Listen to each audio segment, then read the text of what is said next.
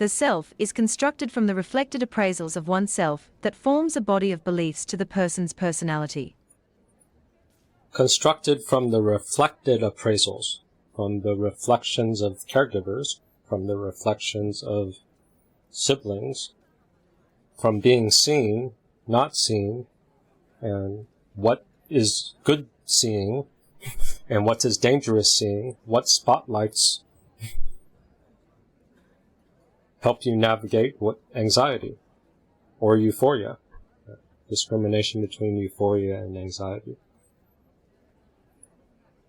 It is also considered as a complex organization of experiences for avoiding anxiety, and it develops from associating one's behaviors with the mother's affective state.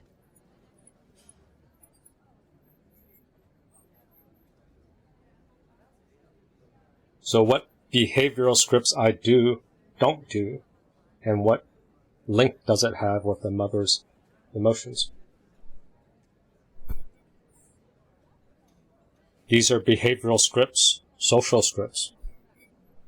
Happen early, and then you'll take this same OS into teenage years, and then to the real world, because the teenage group is a extrapolation or extension of your mother, and then in the real world is large groups like your mother.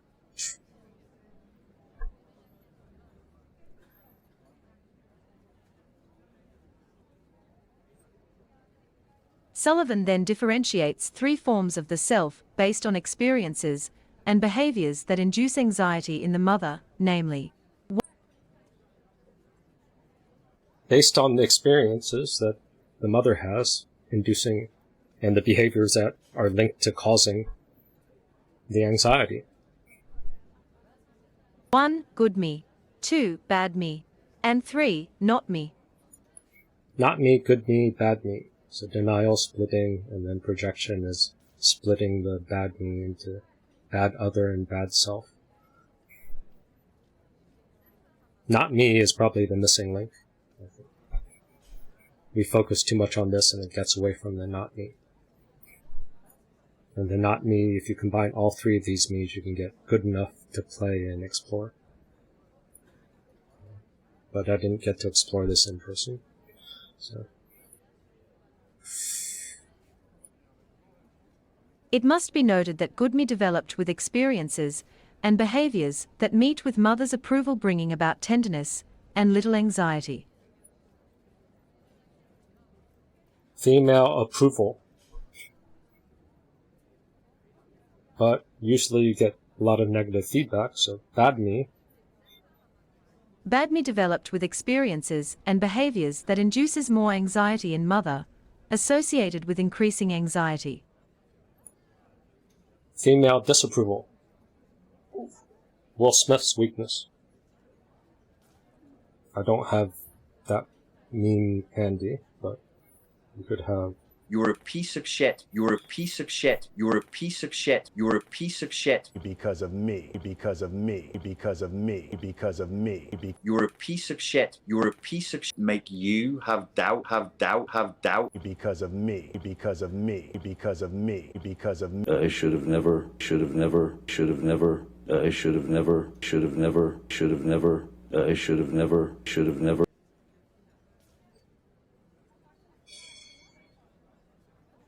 So bad me is what we focus on.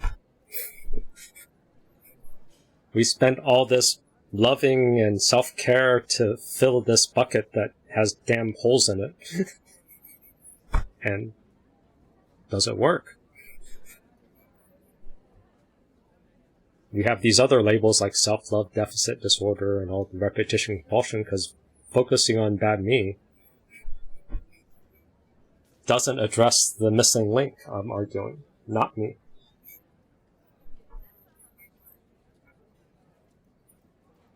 And not me developed with experiences and behaviors that evokes intense anxiety in the mother, which is so dreadful that the child obliterates from his awareness.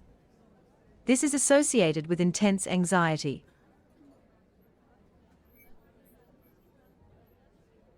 When anxiety is too much in the mother, and the mother has frozen terror, or murderous rage or something way out, unexplainable, traumatizing, this intense anxiety, then that gets owned as not me in the child.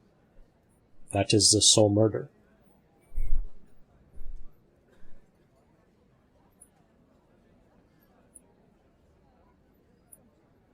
Because the mother is saying, if you go there, baby, I might murder you, or I might break down. You won't need to get your food. So then you say, never again will I go there, or that's a landmine. That's maybe where the daily basis, what you have to do, run all the way around your learn own how to minds. navigate landmines. Oh, circuitous route. And then with this minefield, on a daily basis, what you have to do, run all the way around your own minds. Oh. Then I'm your really worked up right now. nervous My system nervous is system all is high. really high right now. I'm really worked up right now. My nervous system, I don't know what triggered that person. And you don't consciously know the I don't know if she's landmine. going to be okay after this. I don't know what triggered that person. Unconsciously, you I don't know know if she's going to be you're okay close after to not me this. space. I don't know what triggered that person. I don't know if she's going to be okay But after we keep this. thinking it's all I don't bad know what me. triggered that person. I don't know if she's going to be okay after this.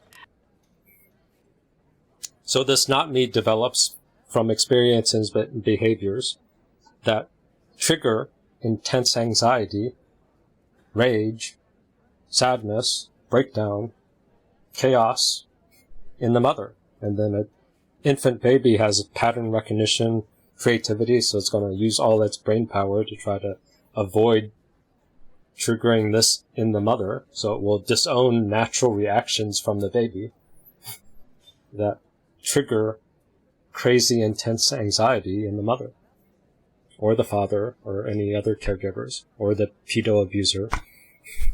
Whatever landscape that your childhood has of potential threats in your eyes, you will disown natural feral parts of you so that you don't get your head chopped off.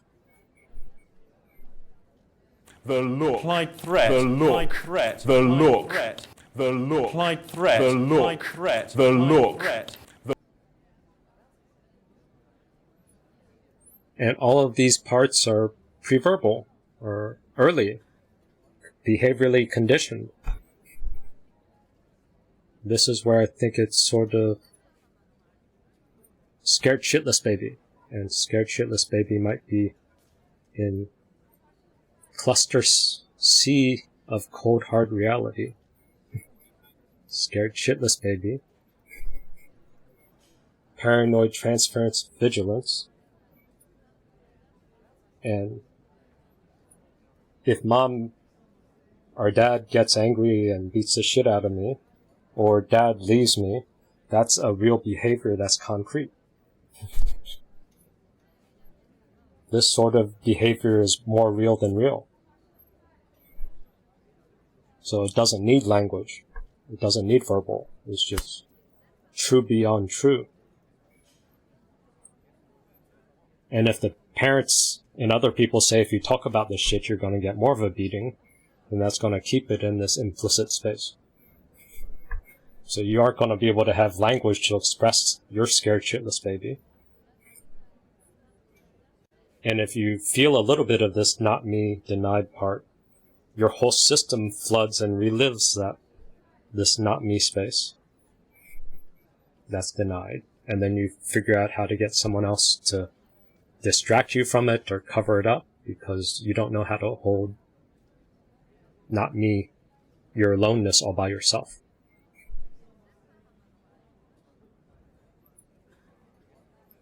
So that's this number 5, mind blank dread.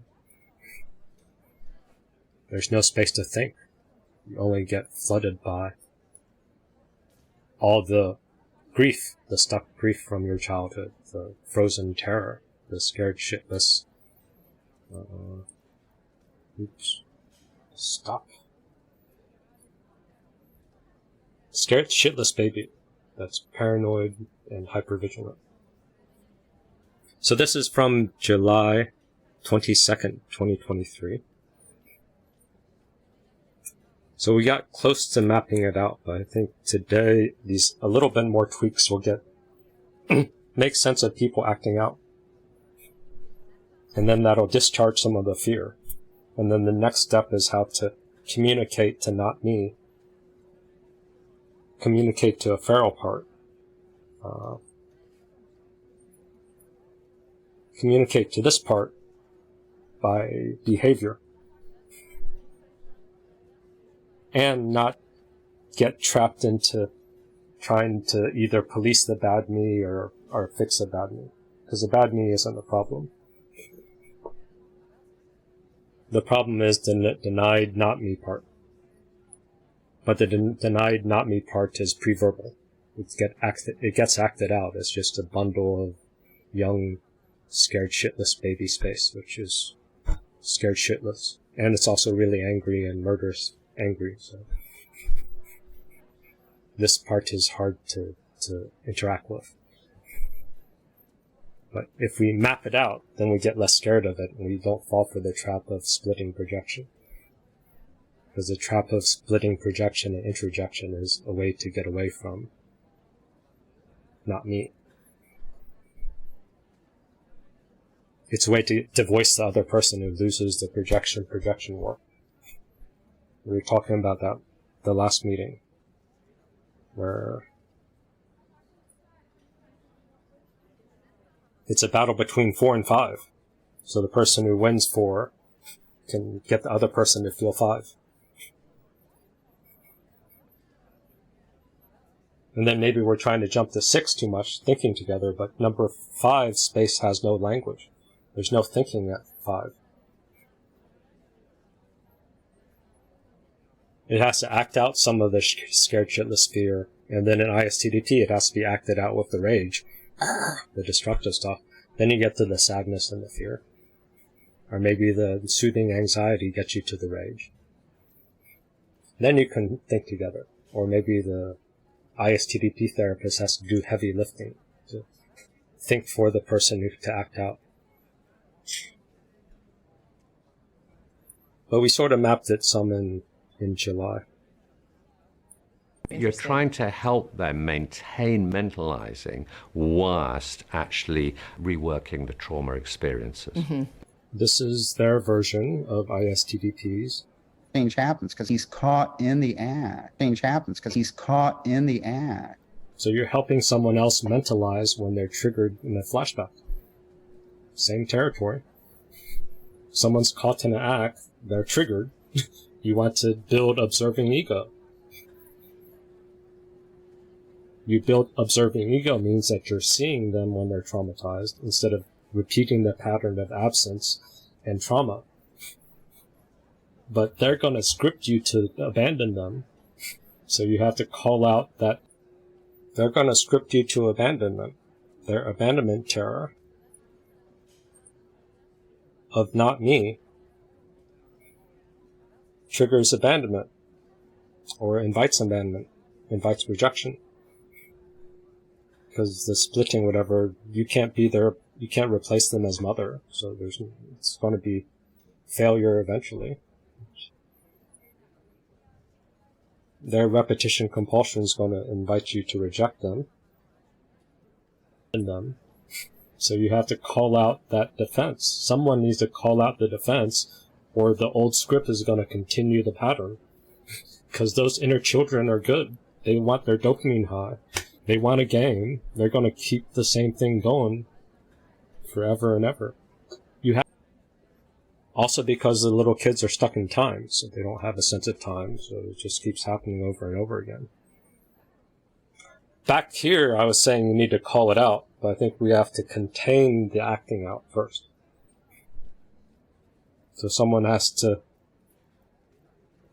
hold space for number 5. What are you supposed to do here?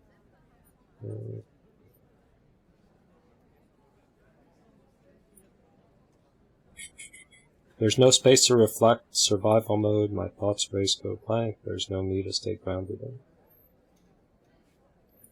So someone who doesn't get fused with them doesn't fix and doesn't retreat, stays calm and reflects. So someone who can reflect, separate, and then be that parent to give them a finished social script.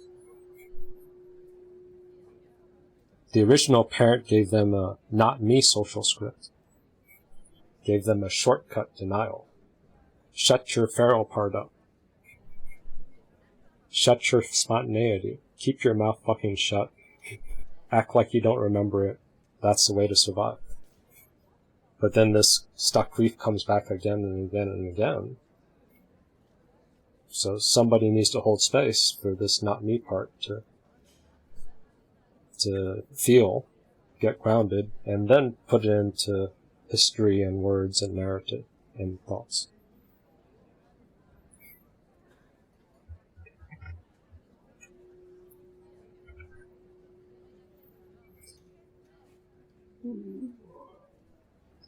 So calling out defenses comes later. Maybe I was trying to force symbolization back then. You have to catch the defense in the act because the defense is part of C. You need to have cold hard reality to update your defense. If you don't have cold hard reality, then the fear, the vigilance continues. The defense feels like danger, so it sees a sign of danger coming, then it throws the defense outward. If someone doesn't call it out and point it out and investigate why the defense is there in the midst of it's happening, then the defense gets validated and repetition compulsion, and it keeps going for the rest of your life. So someone needs to have the guts to call out your defense to help you get to the unmet need, to help you rewire a new defense, a new relationship, instead of staying scared shitless. Because your behavior pattern feels real and is concrete, so until there's some pattern interrupt to change your behavior pattern, a pattern interrupt that invalidates the old pattern and then cements a new pattern. So the old pattern is constant rupture. So rupture repair is cementing a new pattern in the midst of the flashback, or before the flashback, but not after the flashback is out of your system, because then it's not wired in your behavior. I think that's the tricky part. If you're not in a hot enough state, you're not going to be able to have your relationship pattern, behavioral script rewritten, overwritten, updated, integrated. We try to do it when we're not in the hot state, and then we get upset when we get triggered. Fuck, all that didn't work. Yes.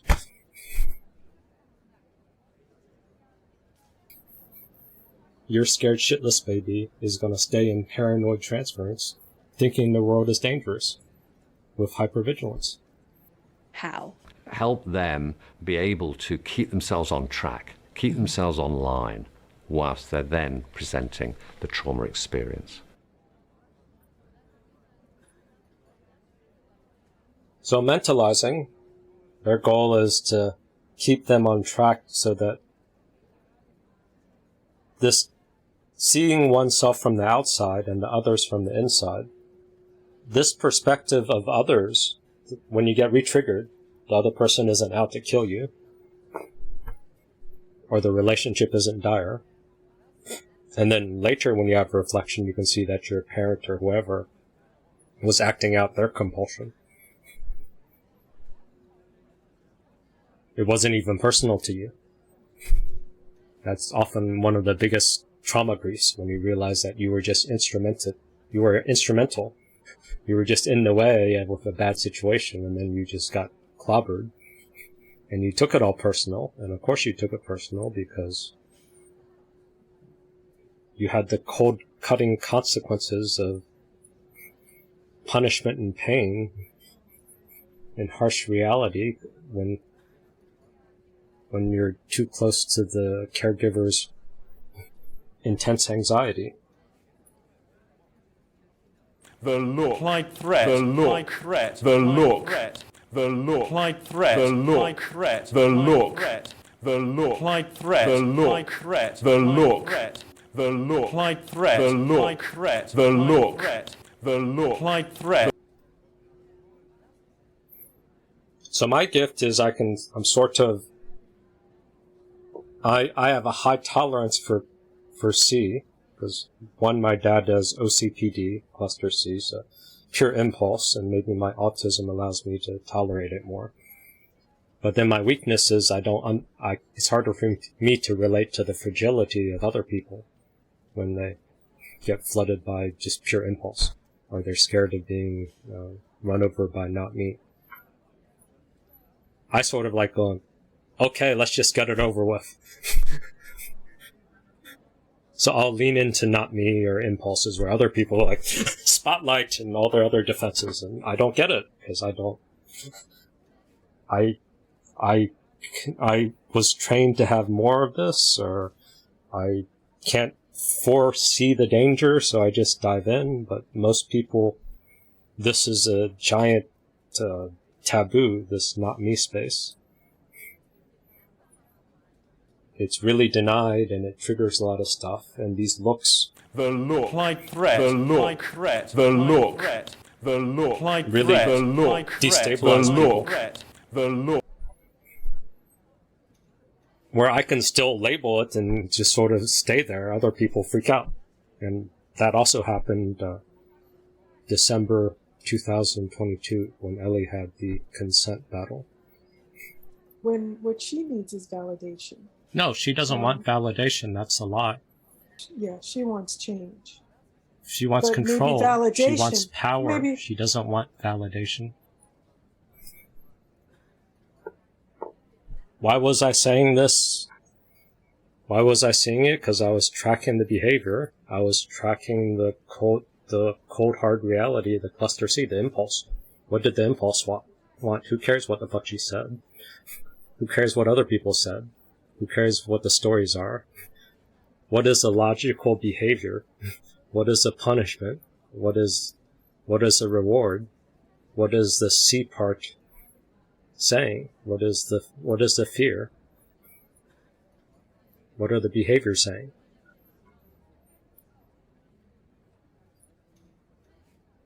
Holly's trying to make an argument of the story that's concrete, and I'm making a counter-argument of the behaviors. She wants power. Maybe, She doesn't want validation. maybe validation would help. I don't know. No. Maybe validation would help. I don't know. That I don't know part's just as... I'm just making a fucking guess. I have no clue. I want this to be true. Which might be also a childhood flashback. That might be... Maybe if I validated my mom or my caregiver, they wouldn't crush me. So I will say, maybe it's true. It's a soft way of denying the crushing reality of the behavior, the more logical interpretation. When she starts arguing for validation, she gets stronger.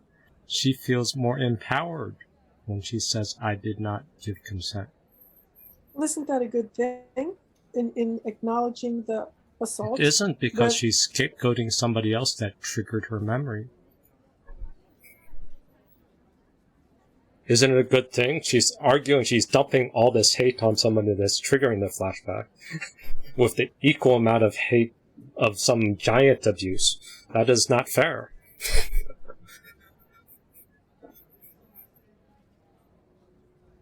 If I've been molested my whole life, and then somebody says pedo, and then I just attack them as a molester and pedo, and somebody else like Holly validates that person that's attacking this new trigger. Holly's validating that new trigger. Is that fair? The person who just sort of maybe does something that reminds of the past abuser, but the actual different person did the actual beatings. The person just randomly reminds. That's enabling the flashback. That's what we've been taught to do. That's part of the repetition compulsion, which maybe might be Act 3. But I haven't fully mapped out how to master that skill, but we're getting there. Scapegoating somebody else that triggered her memory. Yeah, so she's in her flashback. So she's gonna keep blowing up relationships using this strategy.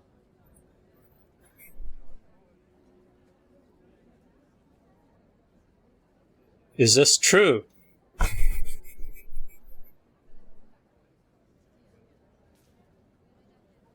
I think with Ellie until this point, she has a long history of blowing up relationships. When we had fights in the past after this, I said, Ellie, do you have a blueprint of rupture repair? Do you have a blueprint of any sort of healthy relationship? Do you have any evidence of not blowing up your relationships? None. And the current breakup, also the same thing, to avoid her flashbacks.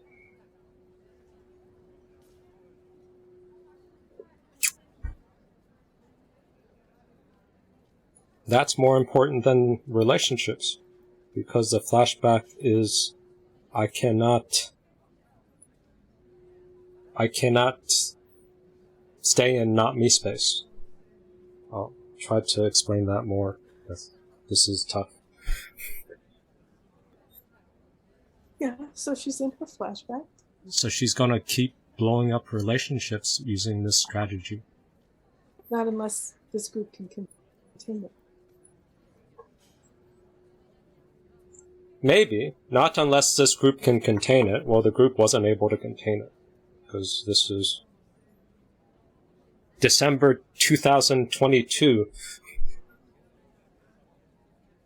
And it was at least December 2024, so that's 2 years, Holly and group, we failed to contain Ellie's flashbacks. What should we do?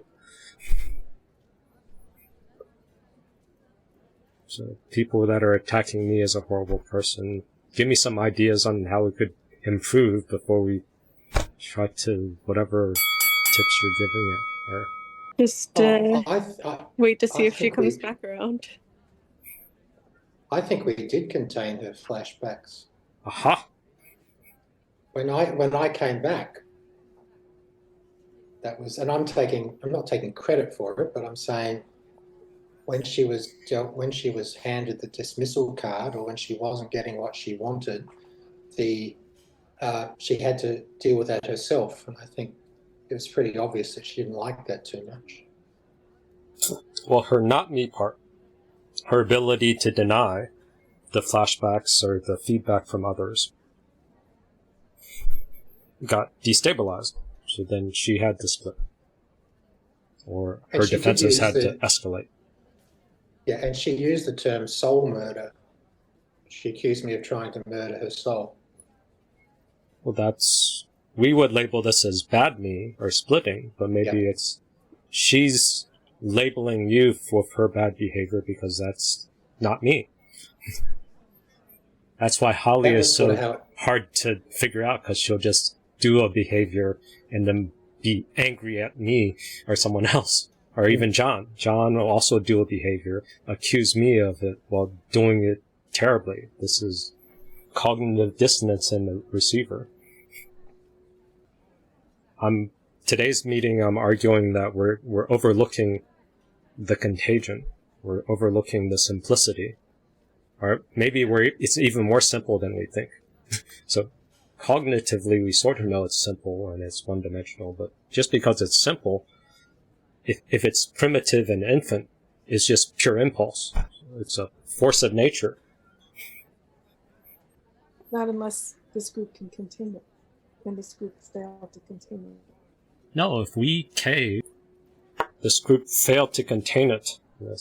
If we cave, the group would break apart eventually, because she would have another trigger and another rule. How is containment caving? How is containment caving? See, Holly's extra energy, force of nature. How is containment caving? Almost like her teeth came out when she said that. There was a bit of Joan Crawford behind that sort of little punch. That's a dominance play. because this is... That's anger. Yes, see, it's anger because the reality of not me and cold, harsh consequences is scarier than staying in A and B, staying in the emotion. No one wants to feel the stark reality because it's harsh, it's impulsive. So all I'm doing is making a hypothetical, and bam, anger came out. Force of nature. Because she would have another trigger and another How is rule. containment caving? How is containment caving? Was my prediction accurate 2.5 years later?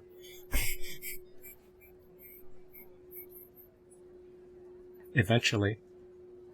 Because she would have another trigger and another How rule. is containment caving? How is containment caving? Containment is letting her feel the stuff and then she can come back. That's containment. Caving is falling for an imprecise rule that we have to guess. We have to constantly walk on eggshells of anything that might be perceived as sexual assault to her. And she's not willing to define it in a clear, negotiated contract. I'm happy to entertain the counter. No, I don't have one. I don't have one. She's angry with saying caving, but I don't have one. She has to sort of whisper. At least not right now. At least not right now. We just validate her stuff. We cave to her rage or her sadism. It's not containment, it's toxic dumping. It's repetition compulsion. Discharge. Also a mystery, because I need to be able to discharge my anger so I can learn it. But other people, I didn't notice they're just discharging. They're not me into somebody else. So it's just evacuation. Is the context of this the sex dungeon thing? Is that it? Yes, the sex dungeon line was broke consent. No, I don't think so. I think it must be something else, because the track record, Holly, your track record on this one's not good. You haven't even finished this clip. I think you were around. I think you were around the sex dungeon thing. I think that you left shortly after that one. But anyway, go ahead, No, Brad. Brad left before the sex dungeon thing in October. Oh, okay. Yeah. Oh, it was the Laura thing. She wanted to get rid of. It was the Laura in her battle. That's what the sex dungeon was. Yes. Okay.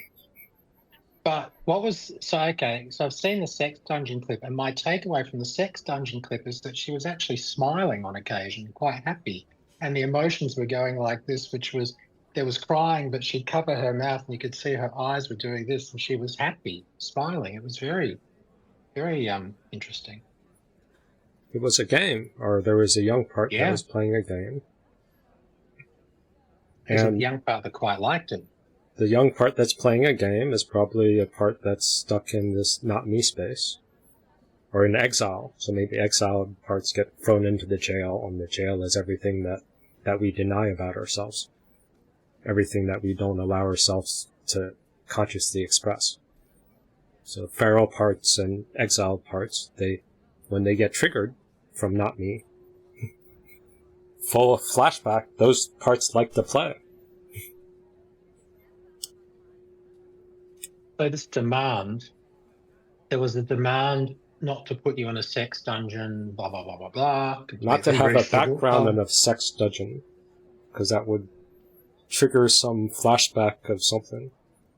Imprecise flashback. Well, wouldn't it then paint you in a light that she wouldn't like? Isn't that what that was about? That was part of it. Yeah. So what did the group do? Did she run away, or did they capitulate? I think the group capitulated, didn't they? Laura left. She read button. Laura left, my dear. Laura left. Never came back. Ellie initially read button. Because I'm trying Trying to That was correct a little on the correct the ooh. narrative here. Ellie Laura wasn't left. Laura left on that one. No. This Robert can meeting, Laura confirm did it. not leave. Oh, I don't know what meeting you're going over here. I'm talking about the sex dungeon talk. Laura left on that one. No. To that coffee. She did What it? is wrong with your memory, Holly? Ellie How long left did Laura because stay? I said that we're not going to fucking take her tantrum. And she didn't get what she wanted, and she rebutted. And then later, the next meeting, Laura was attacked by Ellie because Ellie came someone back had with to take the blame. Reloaded. Yep. Yeah. And she said, get a facelift. Yeah, whatever that she said. That was somewhere. Yeah. No, I think Which that was one? part of the original attack, or was that the second one? You like that one, Brad? That was the second one.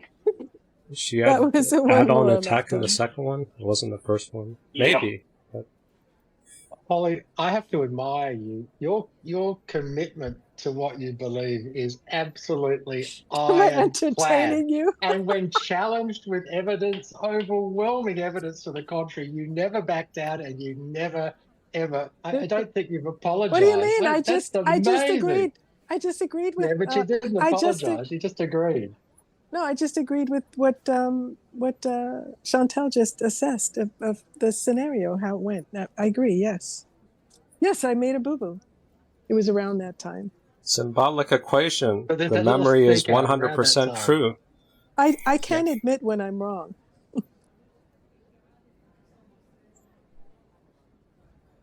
Concrete When's thinking. that?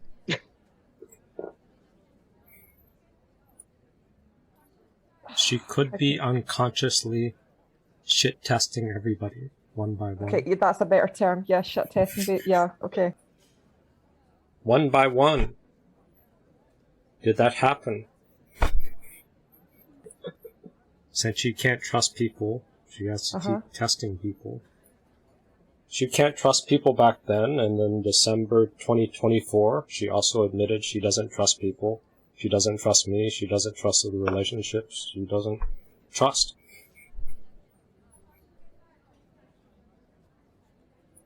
Okay. All right, it sort of makes sense, yeah. No consent. Consent, bitch. See, once she gets consent, then she can dig in and she has power. She's focused when she says that. The tactic is... Do as Their I reaction say. is so... Yes.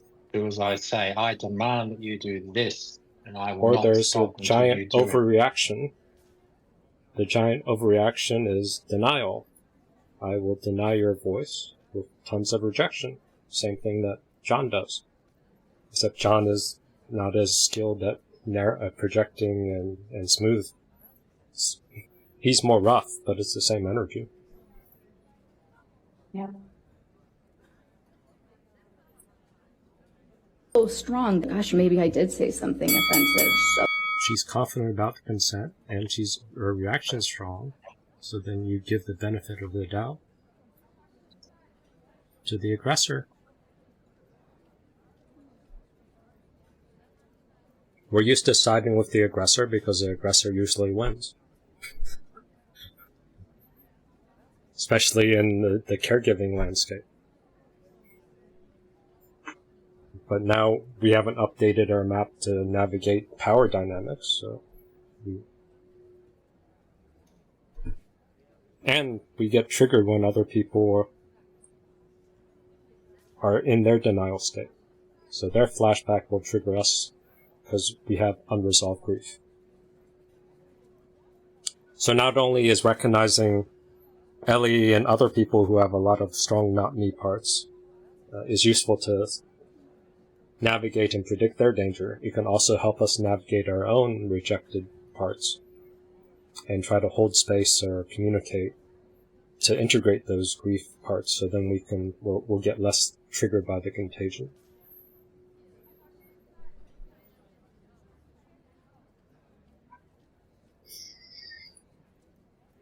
But I've been throwing around the not me, and the not me is inspired by this clip from Donnell Stern, which is really grainy and old, but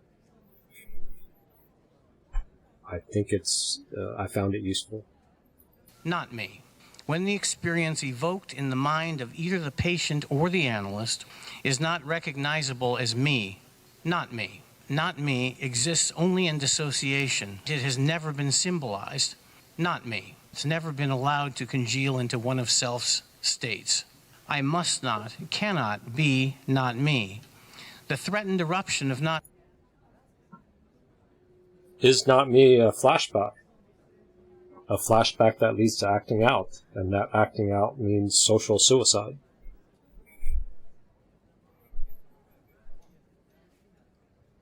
Not only is it social suicide, originally it was family suicide. So if you acted out as a child, you get your ass whooped and you get caregivers leaving. So this not me is really off limits to be integrated. Be not me. The threatened eruption of not me into awareness jeopardizes my sense of being the person I feel myself to be. Not me originates as a response to unbearable fear or humiliation, the experience of having been the object of a powerful other's sadism. How many people have sadistic caregivers? You consciously know it, but you might have a not me part that's holding the unexpressed terror and also holding back the unexpressed counter rage to protect yourself. So your counter rage to protect yourself is sort of lost in time because you silenced yourself because the other person was bigger. So that was smart, but the price of you silencing yourself and numbing your fight means that now as an adult, you also lost that fight.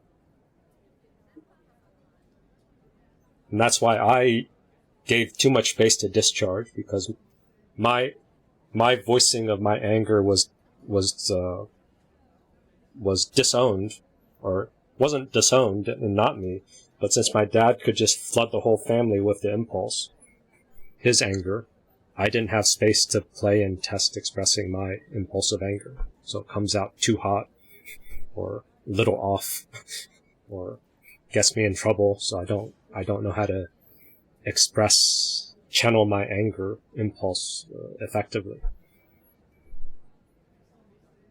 So I have a similar problem as codependence, but I don't think I have it's not because I disown my impulse, it's just I never had space to practice it, to get the joy of omnipotent control. I just caved and merged with, I didn't cave, I just merged with my family unit and impulse. There wasn't a me to cave, so I'm already good with not me space.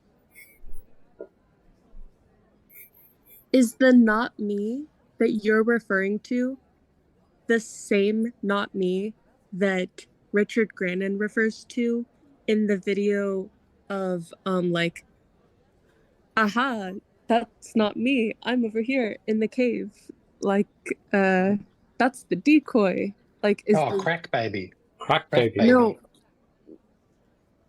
I am safe back here. I am safe. Haha. The joke is on you because you didn't eat me. You ate the decoy. I am safe back here. Haha. The joke is on you because you didn't eat me. You ate the decoy. I am safe back here. So is it not me, the decoy, or the crack baby? I don't understand the crack baby frame. The crack baby is I am safe back here in the crack. I am safe back here. Of the cave. I am safe back here. I am safe. Authentic self. Shrunken, invisible, You're thinking of hidden. baby on Authentic crack. self. Right? Shrunken, Right. invisible, No, that's- hidden. Authentic self. Shrunken, invisible, hidden. Sorry, Authentic. yeah, that is my Shrunken, question. invisible, hidden. The decoy is outside the cave. No shit. I mean, yes. But it seems like What don't you get? It seems that the not me is the decoy. Initially, the not me is the decoy, but then as you forget the crack baby, Authentic self. Shrunken, invisible, invisible, hidden. Authentic self. Shrunken, invisible, hidden. authentic self. Shrunken, invisible, hidden, authentic self. That shrunken, invisible, hidden self is the not me that gets denied to the point that it causes problems.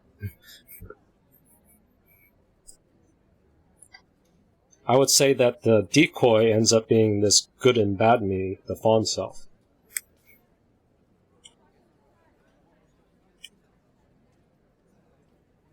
In the codependent, that was the model. Codependent and narcissist. All these other variations. Maybe the codependent ends up interjecting, I'm a bad self, and then the narcissist makes other people the bad self through projection. And you have a variety of flavors out there that do mixes of this. Fawn selves, which ends up forgetting the not me, the exiled self that's in the back of the cave. Authentic self. Shrunken, invisible, hidden, authentic self. Shrunken, invisible, hidden, authentic self. Shrunken, invisible, hidden, authentic self. So I've always been quite defiant with some of these characters, including my own family. But it never really worked at the time. If you're defying to play a power game against their bad me or good me, then you're giving up your agency in life. You're putting the enemy as the center of your life, and escaping them or beating them is the goal.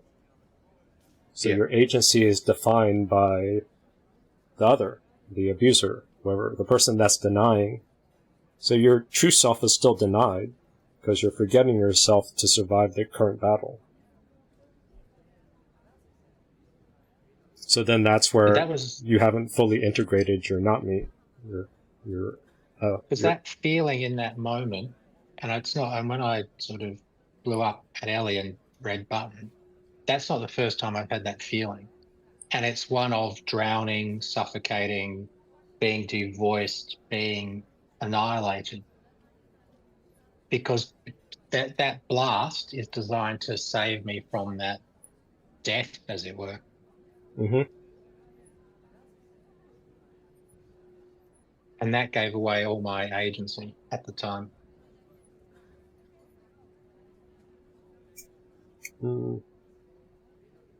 It had the effect of giving me probably a sense of control, but it does mean an exit.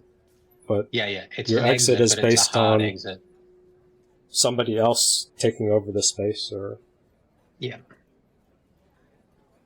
The new path is to figure out how to just keep enough distance from the other person's acting out, and then countering that enactment, invalidating the invite for projection, invalidating the trap, this trap. In that moment, it's life or death. Yes. And if you recall, I described coming back as suffocation. It's the devoicing. It's the you don't even exist. That's what I was actually battling with. You don't exist. Yeah. Yeah. You only exist. It's a bit Vacnan-ish. You only exist through my eyes, the way I want you to exist, and I reject that sort of projection, or whatever you want to call it. This very early rejection, devoicing, soul murder. Yeah. Same energy. So Ellie was right. I was in a way trying to murder his soul, unsuccessfully.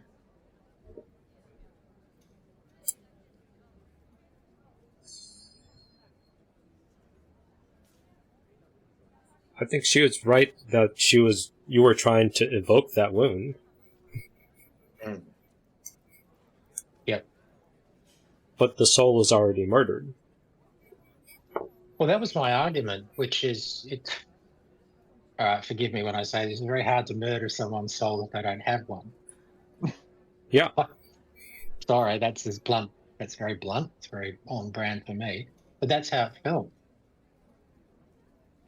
And That's it how very it much felt. came down to it's That's you how your or me, body. kid. Yeah. That's how your physical body was telling you, because you're navigating this 2-year-old younger space. Pure fear, your survival instincts. Terror. Terror of negative emotions in self and others. Yeah, but the terror Right, and part. so that means that's more than terror of negative emotions. Because you're literally dying there. She's going to consume you. It feels like you're going to get consumed. That's the voicing denied soul murder space. Yeah. But I think it's your witness that maybe sees yourself consumed. Maybe your feral part wants to fight, but there's a part that stops it. That part is the one holding all the terror. Is the feral part scared of dying? Feral part wants to, no, that wants to kill. Mm-hmm. So there's a part that can deny the feral part, and that part is sort of holding the not me, or somewhere a gatekeeper for the not me.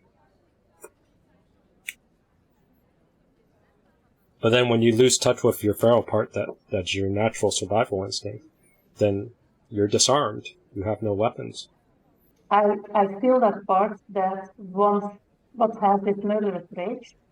And then there's another part that switches it, into a collapse.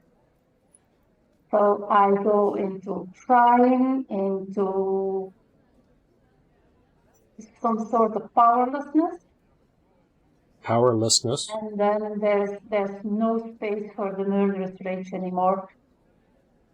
Right there. I saw this. There's no space for the murderous rage anymore. So there's a part that can take away space from the murderous rage. Yeah. So I think this same part is a part that can consume space. Absence wanting to be presence, or Sam Backman has something about something that consumes space. So when somebody has a lot of denial, and they use that to consume all their flashbacks and all their murderous rage, then they have to consume space from others. Yeah, it makes total sense. And that's our heads up that they also would evacuate their not me parts later, but at first they're going to consume space. Because this part, the denial part, the consuming space part, the filling, the hungry ghost. So there's a hungry ghost with a bucket with holes in it, a bucket that can never be filled. There's a hungry part that just consumes space. That's the part that can deny the feral drives, the impulse. That creates the sort of inner black hole. So correct. And I think that part is not even mine. It feels weird.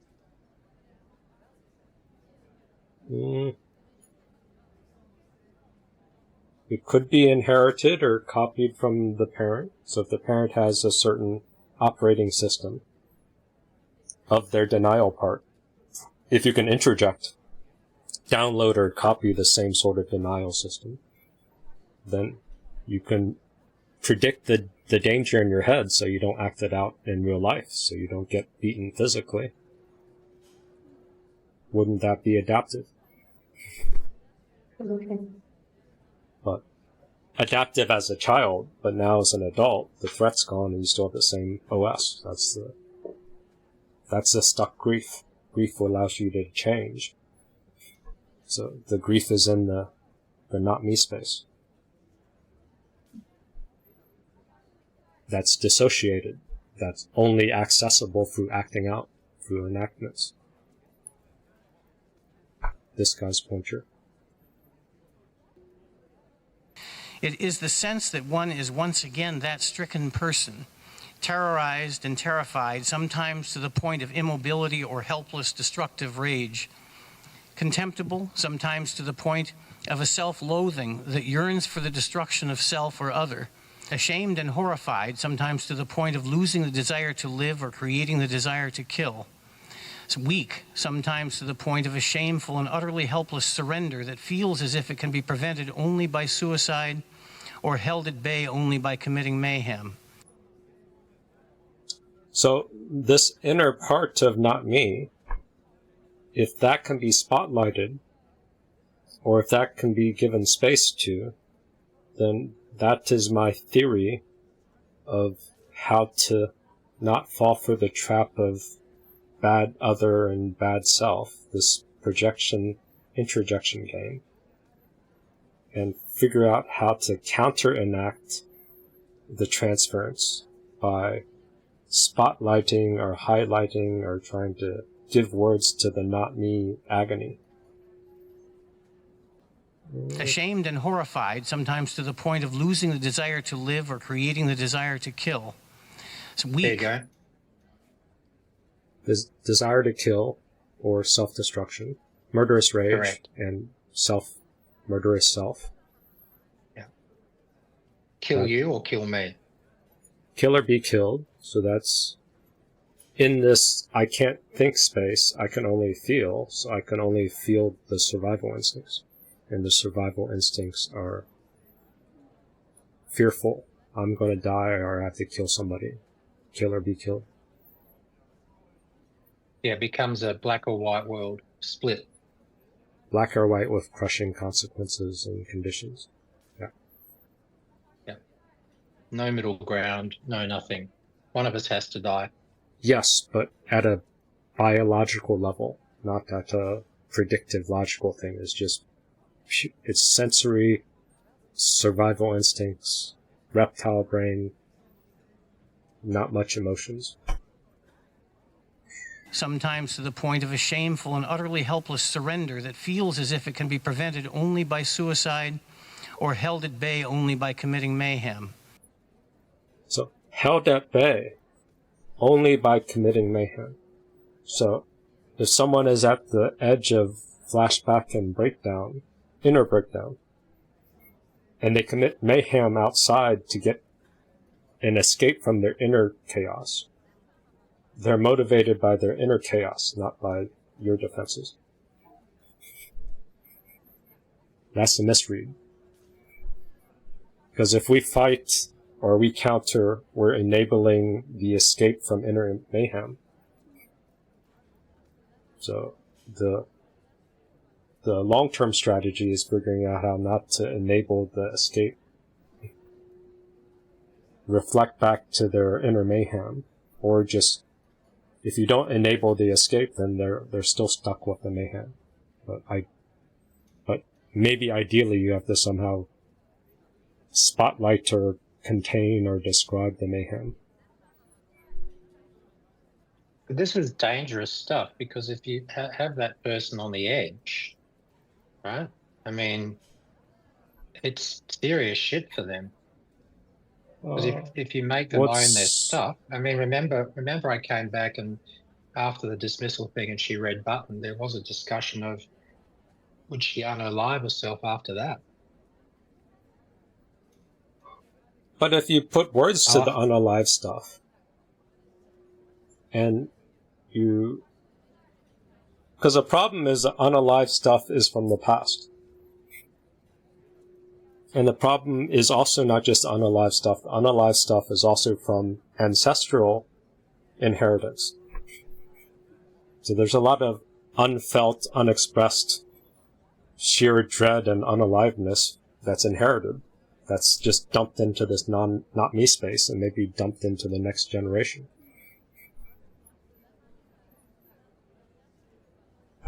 So if someone's talking out the unaliveness and then you stay there and say, well, look, you're on Zoom, it's postage stamp, we can't beat you up. We want to, but throwing shoes at my camera and TV. So if there's more mental space to talk out the unaliveness and then spotlight it and neutralize the charge, instead of falling into the projection and acting it out, it creates a dissonance in the other person and sort of forcing the other person to start thinking about their inner conflict and start thinking about their impulses, their possession, instead of just acting it out and dumping it outward and running away from it and all the other crazy stuff. It will feel dangerous. It might feel dangerous because if you have a lot of not me stuff, unprocessed terror in your system, their unprocessed not me space will trigger your scared shitless baby. So yes. Yeah, so scared shitless baby basically knocking heads. Yes. So in order to hold space for someone else's scared shitless baby, you have to take care of your own. So yes, it's too advanced for someone who has a lot of scared shitless baby that's unintegrated and doesn't have their feral part to defend yourself. Then your scared shitless baby is going to be triggered by the other one.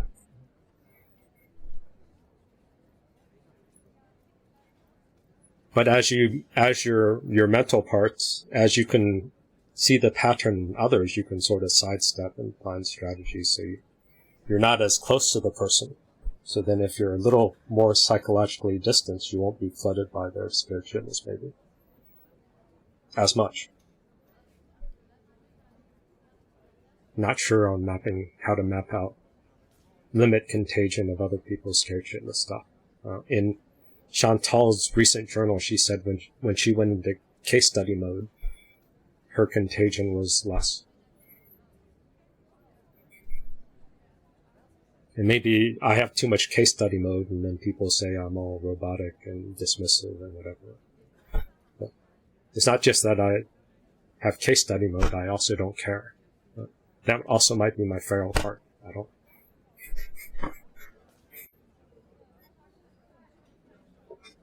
My reckless part, my scared shitless baby is sort of reckless. So, okay, let's see what happens. So, maybe it'll be entertaining. Sunk cost. I'm here. Let's go. But for us on the other end of that, it's like, for God's sake, I told you so, stop it. And that's trying to contain it. It's really interesting. There's different ways of containing it, and maybe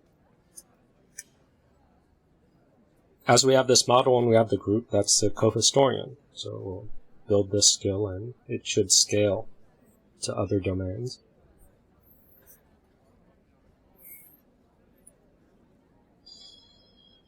What else does he have?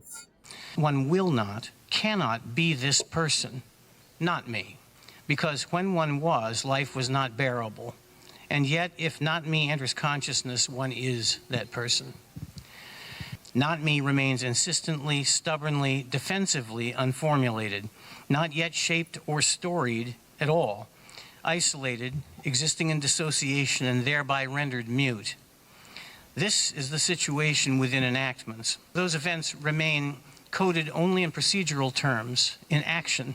Say the phenomenon of enactment is as important as it is because the material available through it is available in no other way. No other way. No other way.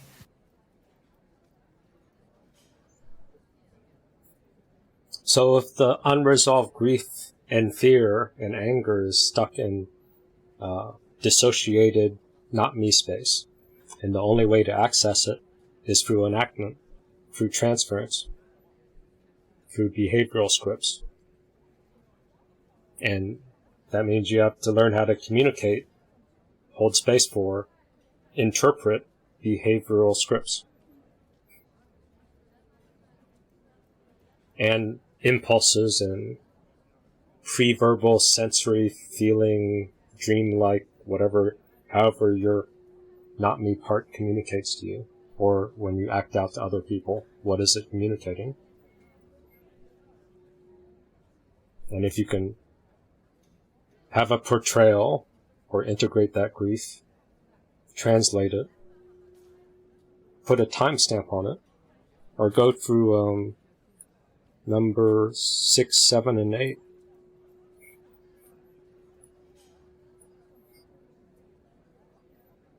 Think together, create narrative, and get some time and rupture repair. Then you can integrate it.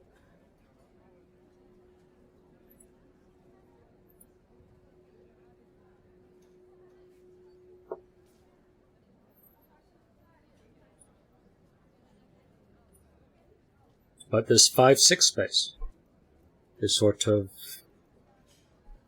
today's meeting is adding a little bit more body to navigating the 4-4 battle, and then the terror of 5. And then containment of the not me spaces is counter enactment.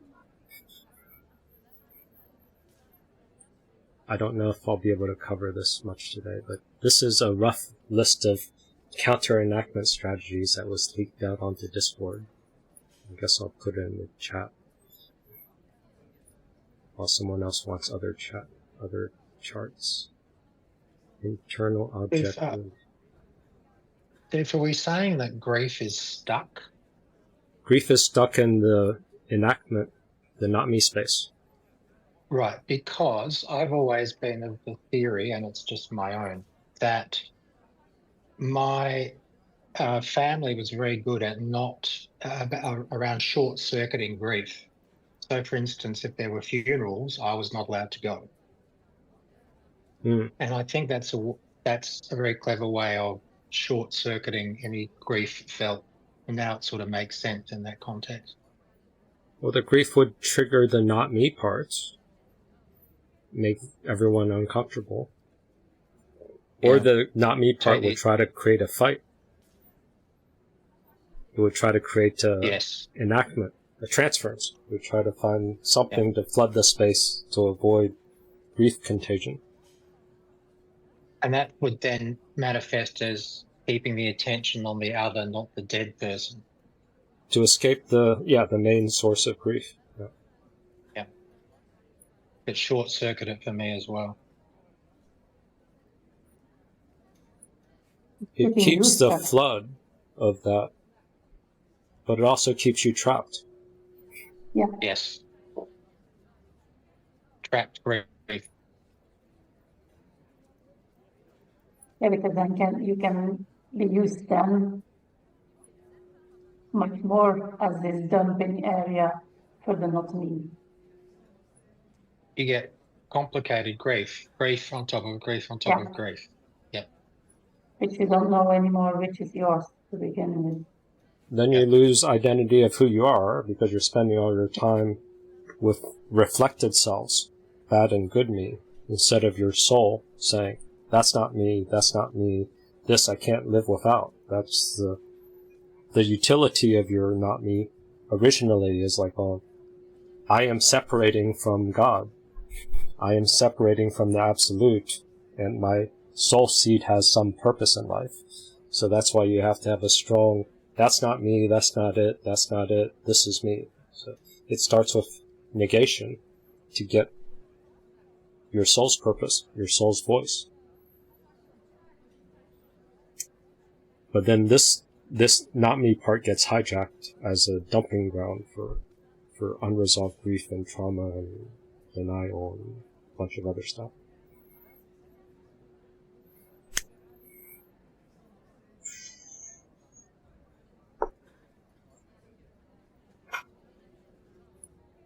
The rough teaser is that you end up doing a counter enactment. So this is inspired from an ISTD paper that's trying to use internal object relations, IOR, to make defense identification more precise. And IOR is an object relations where you have a role, transference has a role, and the role has two people. So in this role, one person plays helpless victim, and the other person plays the superior authority that's critical.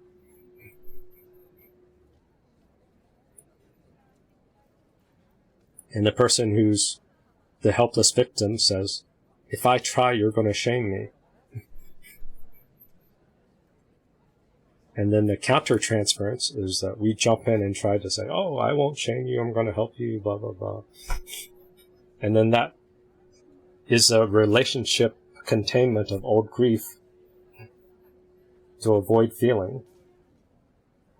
And you can spend 2 hours, you can spend multiple sessions over 10 years just playing this role and avoiding feeling.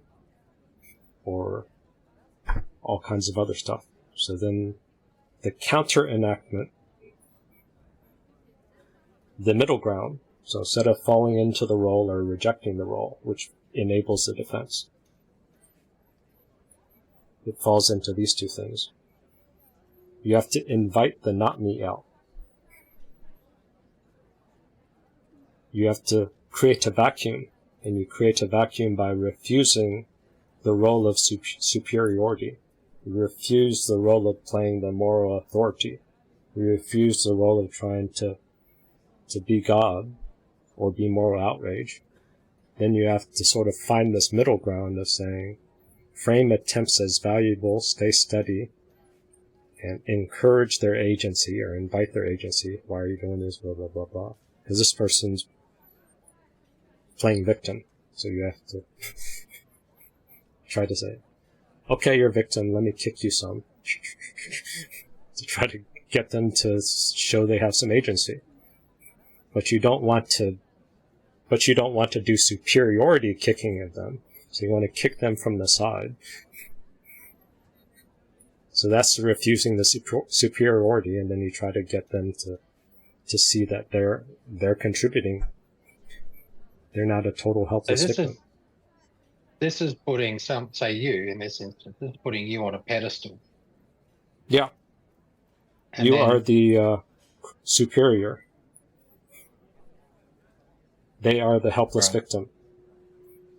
So then they keep inviting you, like, oh, I don't know what to do. You have all this experience. Oh, this is horrible. And they start flooding all their pitiful loser shit on you. That's how I see it. But other people go, oh, you remind me of me when I was young. Let me help you. I don't. No, I'm going with pitiful loser. Thanks. But also the fantasy. If they put you into a fantasy, that's also putting you on a pedestal because you have to adapt or at least meet that expectation of the fantasy that they created. The same structure. you could also have compliant child. So tell me what to do. I'll be perfect, blah, blah, blah. So then you jump in to soothe and whatever, validate. So you want to interrupt their compliance. Validate their efforts, but invite assertiveness. So that's also trying to pressure the will. And then explore the fear of disapproval. So what if you fuck up? So I gotta figure out how to map out the counter enactment strategies a bit better, how to illustrate them. But essentially, this is taking a behavioral posture against somebody else that rejects these scripts, these role plays.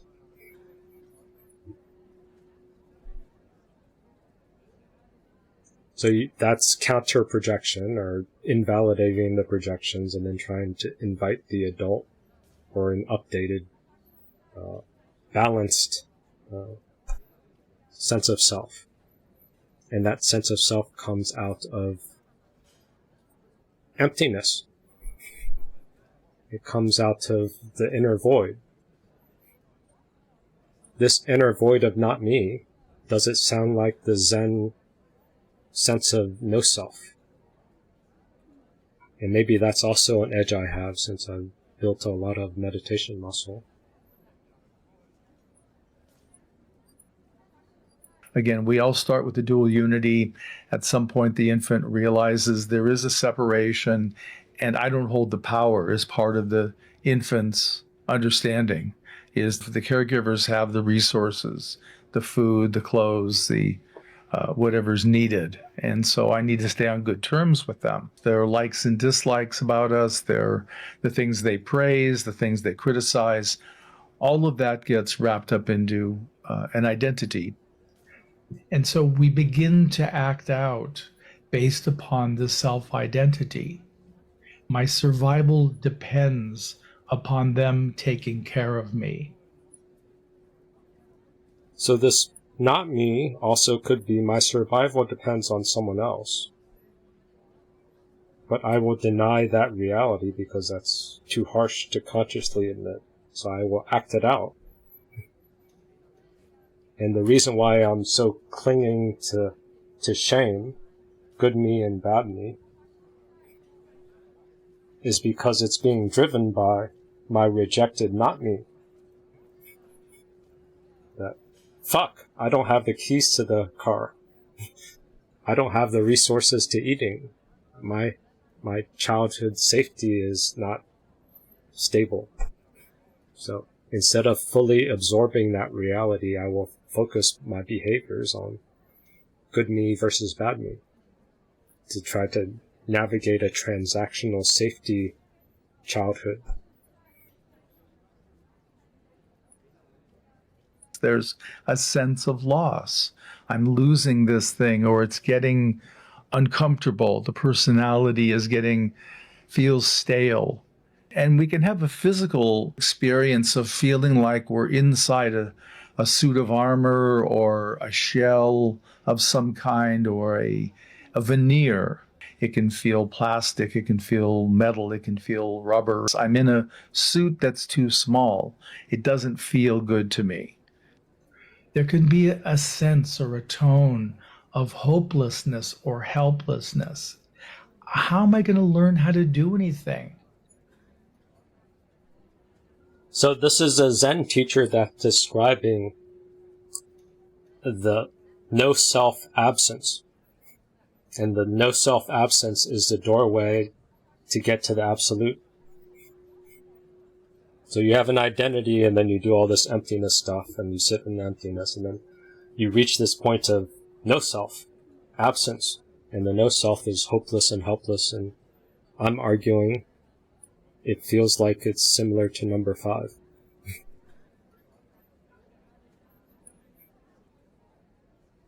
I can't think, I can only feel. My thoughts race or go blank. There's no me to stay grounded in. So is Zen meditation building capacity for staying in the no self space? And then as you stay in that more, you can access the absolute. Or I am awareness and whatever other, however they describe the positive side. How am I going to work? How am I going to be in relationship? My mind is blank. Empty, empty, empty. Scares the shit out of me to just truly not know what I'm gonna say next. Scares the shit out of me to just truly not know what I'm gonna say next. Or do next. I'm just mind blank. There can be a sense of defeat. I've done it wrong. Something is terribly wrong here. I don't have a self. And we can land for a while with an inner sadness, a sense of depression, when we can't find the customary self-identity. And when we're in the throes of absence of self, none of that's available. I say, who are you? You turn in, you don't have an answer. I don't know who I am. I can't find any of the markers of me. Stay with the I don't know. It's uncomfortable at first. It's unfamiliar. What if this is the permanent state? We don't know. We feel lost. I don't know how to navigate the world unless I'm me. And I'm not me. I'm not me. I'm not me.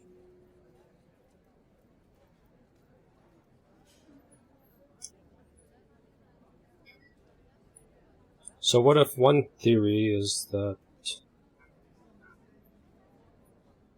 it's an early initiation of the ego, of me, of your identity that's premature?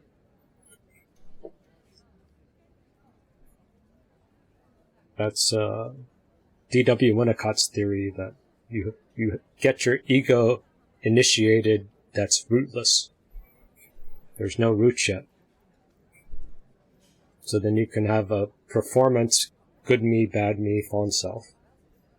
Decoy, crack baby. Haha, the joke is on you because you didn't eat me. You ate the decoy. I am safe back here. Haha, the joke is on you because you didn't eat me. You ate the decoy. I am safe back here. Haha, the joke But is the on price... you. Authentic self. Shrunken, invisible, hidden. Authentic self. Shrunken, invisible, hidden. Authentic self. Shrunken, invisible, hidden. Is you scapegoat, stigmatize, pathologize your not me. And your not me is a doorway to the absolute, to your soul, your potential, your inner wisdom. And because you have all this crap dumped into your not me, and you downloaded your abuser's not me, and suicidal, whatever, all that other stuff, your no self is very, very dreadful. All the feelings in this level 5 mind blank dread is really terrifying, very paralyzing, very hopeless. Like D.W. Winnicott says, the advanced level is being alone with aloneness. In a sense, maybe that's my Zen practice and meditation practice. I'm sitting with silence with other people sitting with silence. So I'm not sitting in silence alone. I'm sitting in silence alone with other people sitting in silence alone. Does that make a difference? I don't know. To other people, it seems like it does, but maybe as a containment level, I'm getting used to number 5. Just sitting with feelings and mind blankness and just building the capacity through exposure that I didn't get beat up. I haven't gotten physically beat at a meditation retreat. When I do, I'll let you know. But there's been no flood of shit, even though I might have merged with other people's stuff a little, so, but not physical danger from meditation retreats or meditation groups. So if that's a place where I can feel number 5, where I can be no self, not me, then I'm working off the charge. And I'm building the capacity to stay in this space of no self. And then the theory is that you get to absolute. Maybe autistic oneness is absolute, I'm not sure. Maybe I can get it, or maybe I've already had it. But Zen Master here, he's describing the no-self as a not-me space, with a lot of the same feelings, descriptors as mind-blank dread, number 5.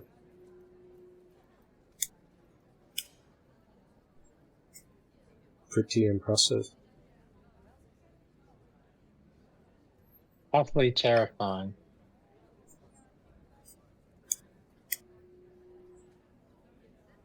Not me.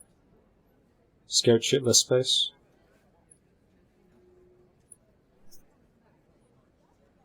What if that's true? So what if it's terrifying because as a child you had to absence yourself? Jump into decoy. Escape crack baby. Play the fawn self. Be a dancing doll.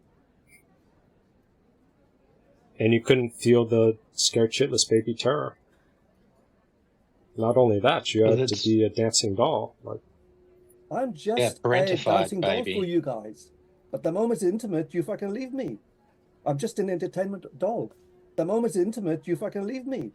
I'm just a dancing doll. So when it's intimate, they leave him. That's a grief. So there's grief and scared shitless here. Sorry, when they Can you just say that one again? When they do what? When they leave them, when it's intimate, they leave them. I'm just a dancing doll for you guys. But the moment it's intimate, you fucking leave me. Yeah, That's parentified grief. baby. Yeah. So there's grief and scared shitless space, and it's all dumped into this no self space. No self, not me space. This inner absence that allows spontaneity and intuition and soul ideas to come out. But we're piling a bunch of crap on top of that. Unfinished experiences, unfinished grief, and a lot of unfelt terror. So it is very terrifying. Or there's a lot of unfelt terror, scared shitless baby, in this not me space. Because it's dissociated, and it only gets awakened or accessed through enactments, through acting out, through behavioral scripts, through transference.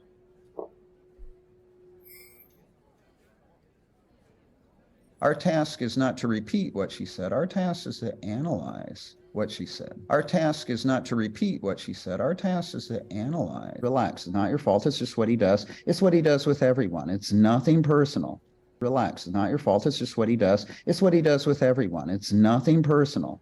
Relax. It's not your fault. It's just what he's interacting with the transference. He's interacting with the transference. He's interacting with the transference. He's interacting with the transference. He's interacting with the transference. He's interacting. Transference neurosis, the most important person in the patient's life. Transference neurosis, the most important person in the patient's life.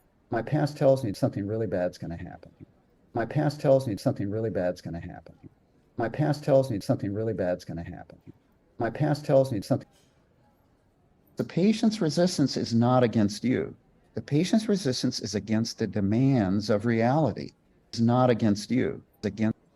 So the secret is they're fighting reality, but then they'll make it personal, so that's the invitation. But even if you fight the defense, you're also enabling the escape from reality. If you explore defense, you support defense. If you explore defense, you support defense. If you explore defense, you support defense. If you. So calling out the defense is assuming the person has symbolic function. Assuming that they can skip number 4 or 5 and go to 6. But since they hit number 3, symbol equals 1000% certain. Does this happen? Does Holly have concrete thinking where she is totally confident, even with tons of evidence against her confidence? So when someone collapses into number 3, if you call out their defense and expect them to be able to do number 6, not humanly possible.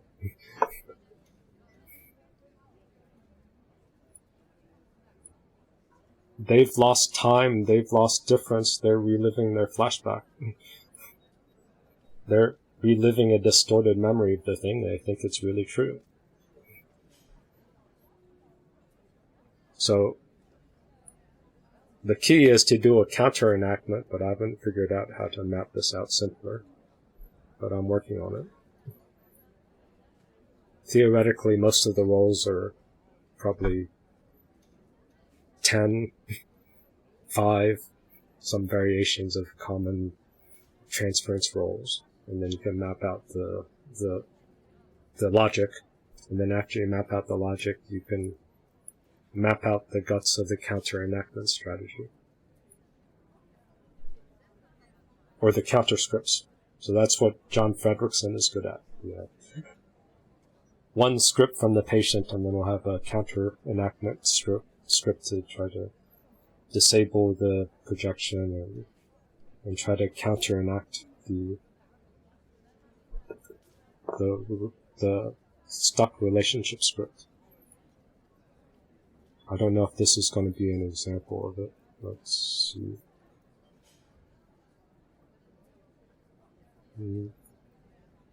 Maybe.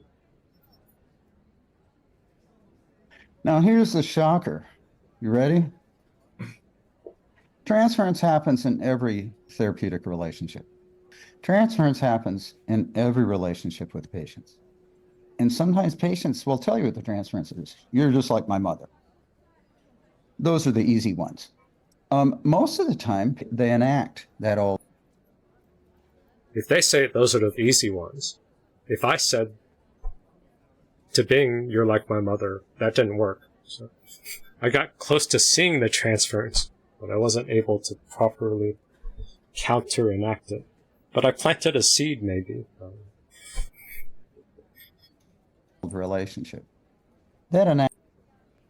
Most of the time, they enact that old relationship. That enactment is what Freud called the transference.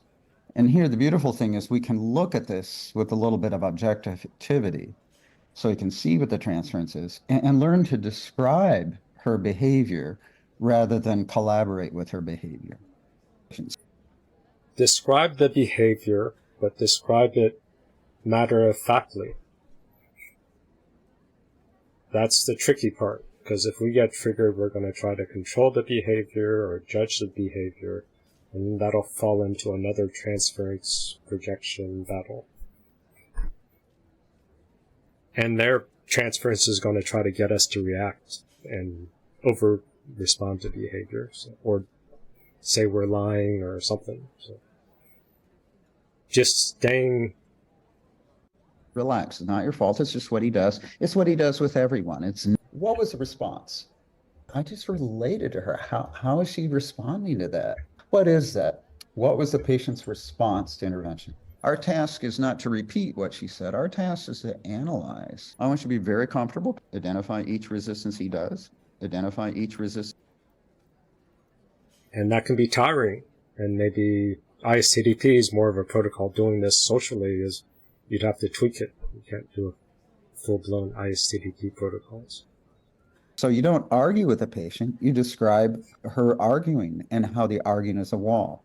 You don't beg from a withholding patient. You describe how they withhold. You don't get more active with a passive patient. You describe how they go passive. You don't get more and more helpless in explaining with a helpless patient. You describe how they take a helpless position. So this is the important thing about when we talk about addressing transference. We try to describe the transference rather than just simply enact it. Now, therapy's hard. It's hard when you have a patient who's arguing with you and giving you a difficult time. Each of us can fall into becoming active with the passive patient, giving more to the withholding patient. It's hard. But then we can catch ourselves and then begin to describe their behavior, their transference, rather than enact the transference. For instance, I was at a conference one time and someone was quite pleased with their head-on collision.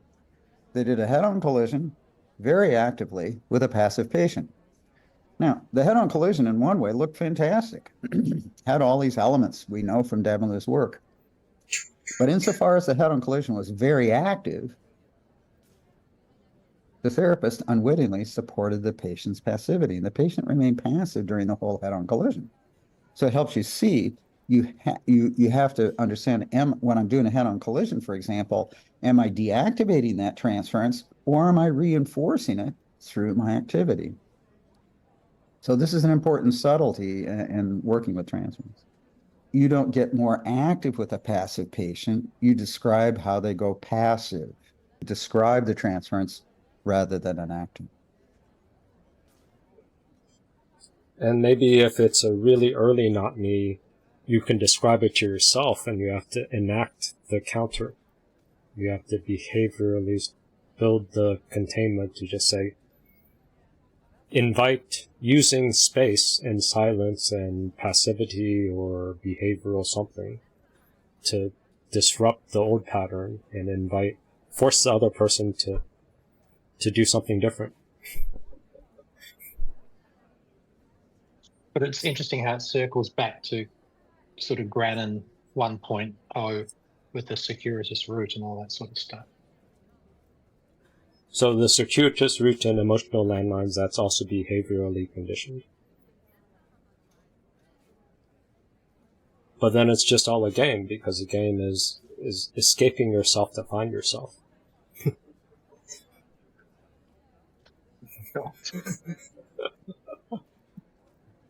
Maybe that's like the core double mind, the trick. This isn't you. You have to be this and this and that, and they keep saying this isn't you, and every time you try to be good me, good me. That's not you, that's not you, that's not you, that's not you. Not me is inside of you. You is... So double bind. Well, this is Granner's model. What does he call it? An existential double bind. Oh yes, that one. Yeah. That was the Vaknin one before he broke up. He described the dual mothership model as an existential double bind. So a double bind to get out of a double bind, I think, is where it landed.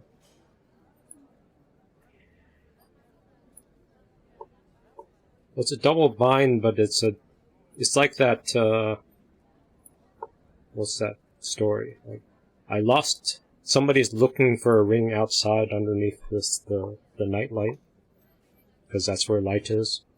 And then somebody else says, like, what are you looking for? I lost a ring. Why are you looking for it here? Because it's underneath the light. Well, where did you lose it? I lost it underneath my house. Why are you looking here? Because there's light. I got it, yeah. So we don't... Brilliant. This is a spiritual teaching. People look for the good parts, but a lot of the true self is in your grief. It's in your scared places, your skeletons. So same thing with the not me part. So I will trick you by making you a fawn self and just keep saying, you need to be this, you need to be this, and every time you get there you say, oh, the target moves. That's not right. Be this. And then you chase, and that's not you. You're you over here. No, you're you over here. You're you over here. And you just keep running all over the place in this double bind. And this existential double bind, let's see if this is the clip. That's when he goes, oh. Yeah, that one. Sort of. That's the one. I think it might be this one. Let's see. And this is the power of the narcissist. It makes you mourn yourself. If you terminate the grief, you admit that you are no more. Oh.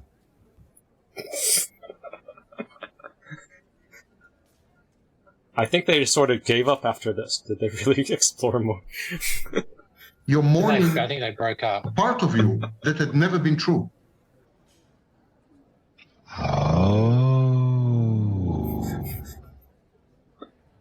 You're mourning a part of you that had never been true. Oh.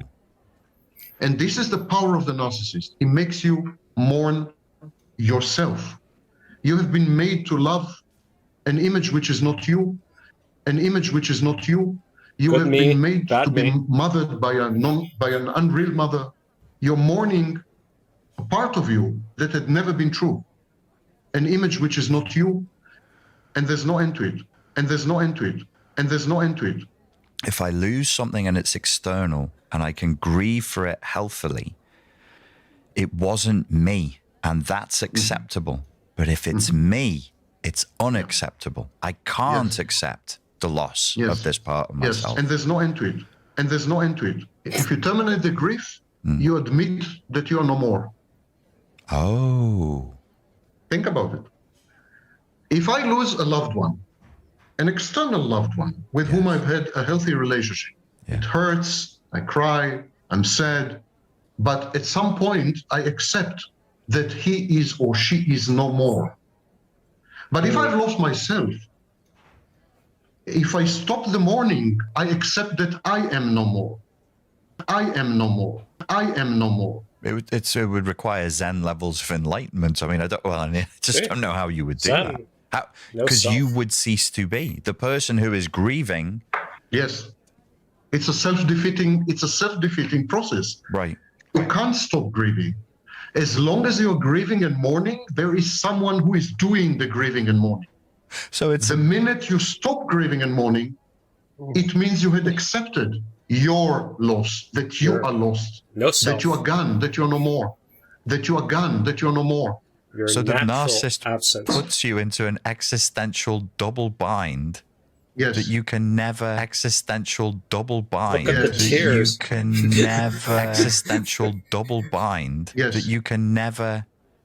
Yes, extricate yourself from. Existential can never double extricate bind. yourself from. I think this is the missing link in the DSM definition. Okay. The DSM should have stated that all prolonged grief includes a strong element, if not a dominant element, of grieving oneself. Existential so that double grief bind. is interminable, because the minute you stop grieving, you had accepted the loss, and the loss is you. I am no more. So the minute you stop grieving, you had accepted that you are no more. I am no more. If you terminate the grief, you admit that you are no more. I am no more. Oh, existential double bind. I am no more. I am no more. It makes you mourn yourself. I am no more. Mourn existential yourself. double bind. I am no more. Existential I am double no more. bind. Mouse is annoyed by something.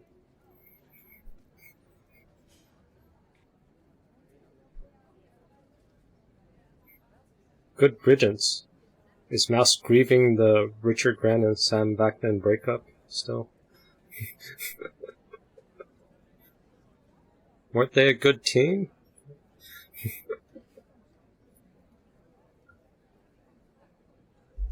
Fun while it lasted. But Zen level. I don't know what. And then that sort I don't of. know what Grannon was. I don't know what Grannon was thinking, because Sam was always very upfront about who he was and what he was about. Why would he be? Why would Grannon be any different to any of the others?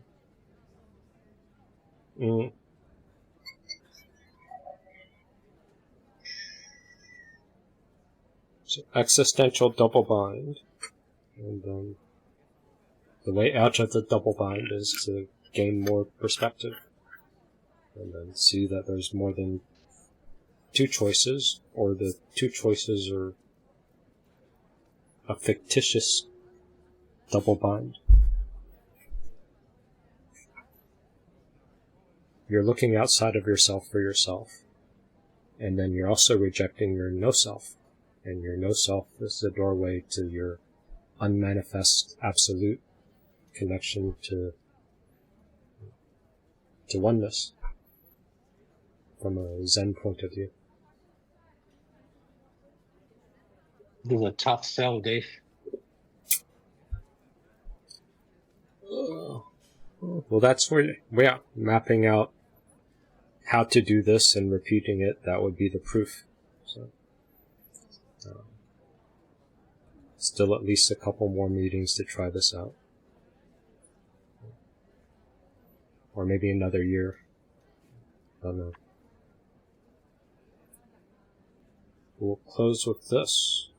When I changed, people's responses to me changed. When I changed, people's responses to me changed. When I changed, people's responses to me changed. So, if we change our behavior, instead of trying to fight thought versus thought, then we can change their response, and that's not the only way to communicate to others and self, but this is maybe the missing element.